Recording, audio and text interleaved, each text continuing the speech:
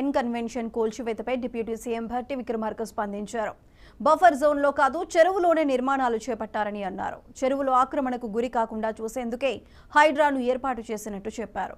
కబ్జాలు, నిర్మాణాలకు సంబంధించిన శాటిలైట్ ఫోటోలను ప్రజల ముందుంచుతామని వెల్లడించారు. చట్ట ప్రకారం చర్యలు తీసుకుంటామని తెలిపారు.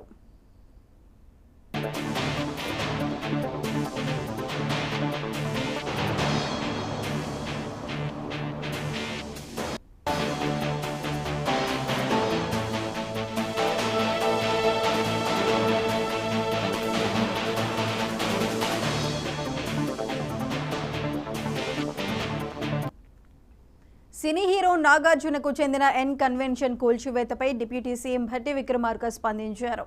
బఫర్ జోన్లో కాదు చెరువులోనే నిర్మాణాలు చేపట్టారని అన్నారు. చెరువులో ఆక్రమణకు గురి కాకుండా చూసేందుకే హైడ్రాను ఏర్పాటు చేసినట్టు చెప్పారు. కబ్జాలు, నిర్మాణాలకు సంబంధించిన శాటిలైట్ ఫోటోలను ప్రజల ముందుంచుతామని వెల్లడించారు. చట్ట ప్రకారం చర్యలు తీసుకుంటామని తెలిపారు.